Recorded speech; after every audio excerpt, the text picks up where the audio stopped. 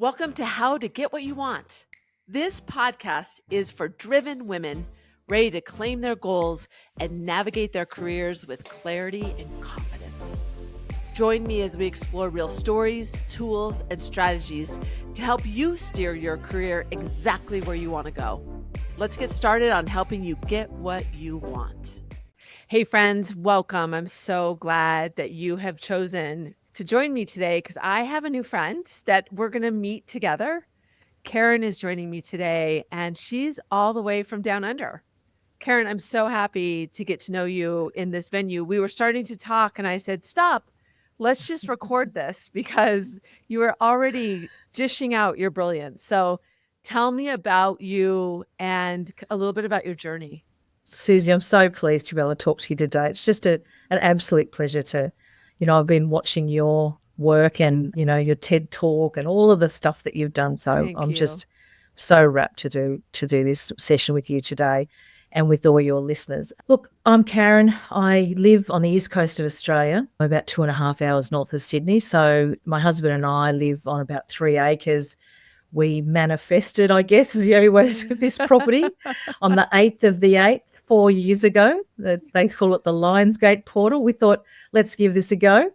Ended up in a tree change. We lived on the beach, near the beach, and we lived in a tree change now, but it's beautiful, peaceful. I can work from anywhere. So I have clients all over the world. So we were just talking about how did I get to where I am now?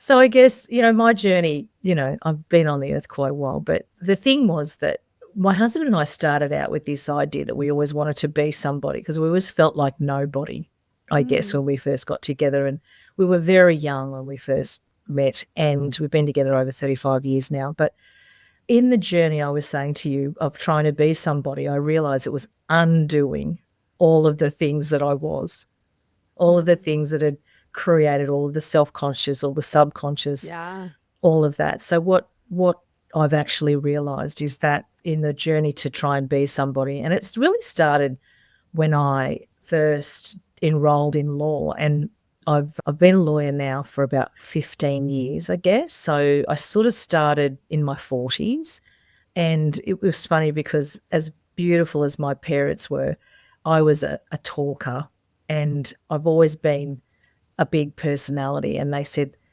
there's no way you're going to be able to go to university. My brother and my sister were very good students, and I was not a good student. But I realized as I've gone along that I'm actually what they call a kinesthetic learner, which is I have to learn something, I have to do it and teach it. So it's a difficult road when you want to be a lawyer, right? Because there's a lot of books, there's a lot of stuff you can listen to. That's where my journey started when I did law, and then it took me about 9 years. I worked full time, and I have 2 children, 2 boys. They were teenagers, and it was, for me, the education piece is probably the most important part of my journey, in that I didn't realize that it was the key to me for freedom, if that makes sense. For freedom to unlocking something that I didn't even realize wasn't there, if that makes sense. Just exploring all of the different sides of things. And law for me I'm a very practical lawyer. I'm probably not the most book smart lawyer I've ever met. I certainly can turn it on when I need to, but a lot of my practice is and the reason that people buy my services is because I bring a very practical element and a very grounded process for people, and I'm able to navigate them through the problems because I've got life experience, right? I came into it later in life, and I'm a spiritual kind of seeker in terms of just all the different things that you can find out about yourself and about the universe and whatever. So it was really about, as I said, undoing all of the things that had made me limitations in my life, is the only way I can describe. Why a law degree when you were in your 40s and you had so much going on? What were you searching? Was that a part of the process to figure yourself out? I've always had this massive undertone of justice, if that makes sense. There's always been, ever since I was a kid, it was never something that I sort of sat. I actually wanted to be a pilot, but there's still time. There's not many women, female pilots around when I was born. But anyway, it was just funny because, I met somebody and he just seemed to me like somebody who was really wise and he was doing a job it was like a conciliator role where he would work in a fair trading with trade practices and things like that. And I said to him, how do I get to your job? I'd love to do that job. And he said, I got to do a law degree. Yeah, so I went along to this time management place because the boss that I had at the time said I was the worst time manager on the planet. And I thought, what a bastard. How dare you? But you went anyway. I went anyway, and this beautiful, beautiful man said to me, I said to him, I want you to teach me how I can do a law degree. And he said, you're going to show me. It was the first time I'd ever had anybody ever say to me anything about a 3-month plan or a 12-month plan or a 5. I'd never heard anything about it. I mean, I was in my 40s, for God's sake, and no one had ever showed me that before, that you can, put a plan down, do the steps and take, it was crazy when you think about it. Getting clear about where you want to go. Like that process creates that focus, because so many times there's so much that we don't understand to unlock inside of us. And so taking that allows that to seep out. Well, the thing is, I didn't realize that you could dream as big as you want for your life, right? That you're the only person stopping you. Yeah. It's only your own limitations that you're putting on yourself. So, I know my friends and people that have known me for a long time think, oh my God, look at that woman, she's gone crazy. But it's not that I've gone crazy. I've just realized that I was limiting my life so much, and it was all that. When we were young, we had this very mindset, I call it a lack mindset, that we just didn't have enough, we weren't enough, that kind of thing. And it was just unlocking. For me, it was the education piece, and then moving on through the confidence piece. The thing that you talk about a lot is the negotiator piece, which is probably my forte in terms of negotiating in every area of my life. Just being confident to do, to say, to speak, to ask questions when you know there's going to be an answer that you're not going to like the answer to, and just sitting in that and understanding and feeling confident that you can get through anything with that confidence, if that makes sense. Yeah. But you, right before we press record, you said, I had to figure out imposter syndrome on my own. Oh, 100%. And so I was like, stop, we need to start recording. So explain that, because you have not gone there. Tell us about that.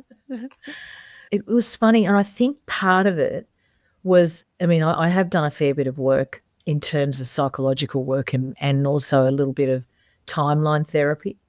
And I realized at 7 that I reached out for help to people that I loved, and I didn't get any help. I wasn't getting what I needed from people. So I became so fiercely independent that I almost can't ask for help now. And people say to me, do you need help? Because I know you don't ask for help, Yeah. But figuring out that basically I was faking it till I made it. I didn't realize that most people sort of have this clarity moment where they go and they get a coach or they get some feedback but for me, it was an unraveling of all sorts of understandings about myself, which I actually have done on my own. And it's really through self-help books. Oprah, for God's sake. Yeah. Sitting on the lounge, with my kids when they were little, when I was at home with them a lot. And, all of those kind of things, I've realized over the years that it was important for me to understand myself and understand why I was reacting to certain things, and also that where I could get help in terms of the practices that I do, in terms of my morning practice and my affirmations and and all of the things. I didn't realize that I was limiting my life so badly that, and the fear, you know, one of my favorite sayings is, what would you do if you knew you couldn't fail? Yeah. I mean, I that's love that. just so powerful. It is Isn't it? so much power. And I love what you said about limitations. We make them ourselves. And sometimes I've had a few clients in the last week. I have been pushing them to really think about what's next for them and really getting that clarity, which I think that you need to make space for. But you also said you have to like pay attention to what you love. You have to pay attention to where your energy comes from, what you enjoy doing. And sometimes that's staying where you are because you're in a good place. And so our society, I think too, especially as women, it's like, what's next? What's next? What's next?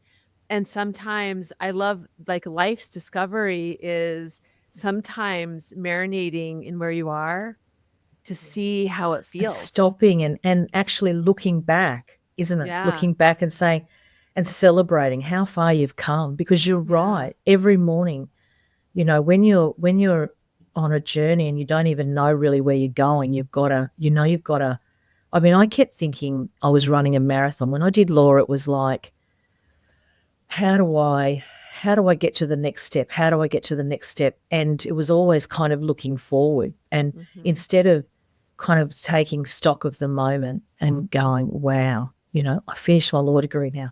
Wow, now I'm a principal of a law firm. Now, well, you know, I've done, and it's like, yeah, you're absolutely right. It's funny. I saw Keith Urban on Friday. Do you know who Keith Urban is? Oh, yes, of course I do. I love Keith Urban. I don't know with him my personally. Girlfriends. No. But if you do, I wouldn't mind meeting him. I would love to meet him. No, I don't know. I saw him on Friday. He was playing in Sydney. And I remember this beautiful, I was listening to something about Nicole, and she said to him once, when are you ever going to realize you've made it? Because he's always striving for better. Yeah. You know, and I was sitting there on Friday night, I thought that's the one thing I think about him is that, you know, people who are at the top of their game and they still have this, I don't know what it is that I'm not sure if I'm enough yet. Yeah. If that makes sense. It does. And you said at the beginning that you and your husband were saying you want to be somebody. And I'm like, wow, isn't that interesting? Because I have the same, I want to have impact on people. And I'm starting to really define what that means for myself so that I, at least at some point, feel like, okay, I've had this impact. Because if not, I hope that when I get my dad's 95, so I know and my mom's 92, so I know I'm destined to make it to my 90s, unfortunately. Me too. But I'll hang around with you when that happens. Okay, well, we just live in the same home. I'm already picking my peeps.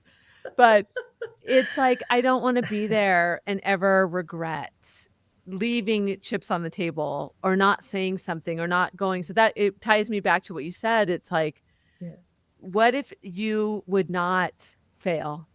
What would you do? Yeah, that's right. Well, if you knew you couldn't fail, what would you do? And the changes.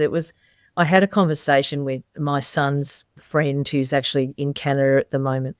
And ever since he was a kid, I knew he was always really different. And he's somebody that he wanted to travel. And his parents said, no, go and get a trade, stay in Australia and, you know, get a job and have a family. And I said to him, Jacob, you do whatever it is that you want to do. I said, I would have loved to have traveled in my youth and met people and ate amazing food and had incredible experiences. But my choices were different from yours. And, you know, you have any choice you want to make in life, just make it and enjoy it. And because he keeps saying to me, because he's in 34 now, and he keeps saying to me, I just don't trust my gut. I don't trust what to do next. And I said to him, every single mistake, every single step that I've made has got me to where I am now. Yeah. I'm grateful for every single thing.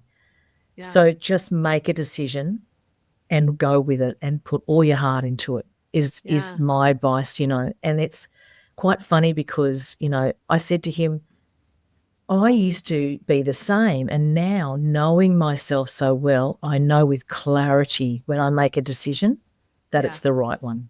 Yeah. I always would think as I was in my 20s and people would say, oh, I love being in my 30s and I love being in my 40s and I love being in my 50s. I thought they're rationalizing getting old. They don't really mean it. But as I entered my 30s and my 40s and my 50s, I was like, oh, it's so great to be here. And I feel so good as who I am and what my mission is and what I'm to do. And that's what I want people to get earlier. That's what we're talking about is Absolutely. we're not just saying like the saying, try it. What would happen if you didn't fail? We're saying believe that. Yes. Believe that. And just know that if you don't right now, you're wasting time because you'll eventually 100%. get there and you'll believe it. But believe it earlier. Just all the years that I spent, I would say there's no question that there was frozen. There was a lot of fear around making a decision. So no decision is still a decision, right? Yep, totally. And, and being unhappy is a choice. Yeah. Whatever it is that's making you unhappy, you've got to make a choice to either to live with whatever it is or turn it around in some way and do something about it. It was the biggest sort of, I guess, light bulb moment for me was that I was responsible. Yeah. All right. So I'm going to wrap this up in like a negotiation. Since you're a lawyer, we have to talk negotiation. Absolutely. And also just like getting that clarity about where you want to go. So when I think, and I want to try this on for size with you, when I talk to people about leverage, I talk to them about the deal points. Those are all pieces of leverage, like how much the money, the time, what's the service level agreement, all those things that are obvious. But there's also the extended leverage, like what's important to you as an individual. If you're going to have a good boss, what this deal will mean to you. Like those are also really important factors. They're all pieces of leverage. So understanding what's important to you and identifying, kind of putting them in order of importance allows you to negotiate your life because you've gotten that clarity about what the deal is that you're negotiating for you and nobody else. Your boss is responsible for the role, you're to be successful in your role, but your career is up to you. So your leverage is what value do you bring? What's important to you? What do you want to accomplish next? What experience do you have? Like, do you agree? And what would you add to that? Absolutely.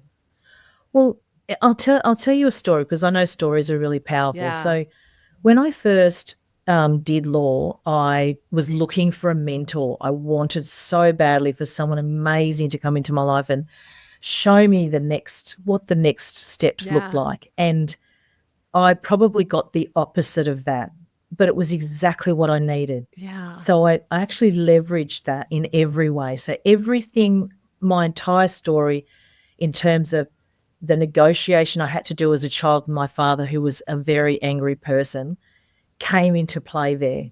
So the boss that I was working for at the time, he came from a very angry place. Often he would blow up about things, and I would, instead of turning that inwards and trying to and internalizing it, I would go, okay, what are we going to do? Okay, you're upset about something. What's at the core of this? How do we sort this out, right? Mm-hmm. So that was my experience when I first left law school, and I was still training, doing my final training, and everything where he would be frustrated with me, I would turn that around and I would say, okay, you're frustrated that I don't know how to do that spreadsheet or whatever it was. I said, so I'm going to book in a time. I'm going to spend 2 hours and you're going to show me exactly what it is that you want me to do. Mm. So it was having that, also having that confidence and that want to succeed. I had an absolute advocate for myself to say, okay, if I want to do this, I have to be my own advocate. So I would, and I leveraged that too. And it was also about curiosity, leveraging my curiosity about why things. So I used to ask him questions all the time. I know I used to drive him mad. Why does that annoy you? Why does it? What is it that you want from me? That kind of thing. And then the other thing, I guess, was leveraging my education. and using that for the greater good. So, I work in industries like aged care and not for profit because I know that people there are there because they love what they do. They love having someone there that's good at their job and is able to lead them through some of the difficult situations and get them through legal matters, without, so I've leveraged that in my career. And I guess the other thing is for me is leveraging, as I was talking about before, and negotiating in all areas of my life with confidence. And the one thing that I know is that changed my entire life was taking away the expectations of an outcome. Oh, yeah. Never going in with the idea that you're going to win. Yeah. Because if you have that, it changes the way you act during any negotiation. Totally. So, it creates a scarcity mindset, right? Because you're taking all your leverage away. Limitation. You're right. just focusing on one. I love your tips. Your tip around not being mad at your boss, but how do you negotiate through that to get the best out of him? And then how do you think about what you want to do next and leverage what you have, leverage your value, and then lead with curiosity so that you explore more? Because when you go in with assumptions, it's good to have assumptions so you know where you want to go. But if you assume that that's the only way, then you won't have any creative ability to get to other places because you'll be so set on that one. Ah, that's brilliant. See, I knew you'd have brilliance. It was such a pleasure to meet you. Tell everyone how they can find you, how they can connect with you in your space. Sure. My company is Ignite HR and Employment Law. I have a brand, Ignite Concepts. So what I did last year was I brought together two businesses, Ignite HR and Employment Law and Ignite Your Purpose. What I'm doing at the moment is I'm kind of melding them together. If anybody would like to, they are absolutely available to click on my website and they can have a free 15-minute catch up with me anytime. Nice. We can talk about all sorts of things. You can talk about leadership, we can talk about employment law, we can talk about the Ignite Your Purpose stuff. Whatever it is that they'd like to talk about, I'm more than happy to take a 15-minute call from anybody at no charge just to check in and see if we can work together, or there's something that I can connect them with, because I have a lot of people in my network like yourself, and I pride myself on having an amazing network, and if I don't know them, I'll find them. Yeah.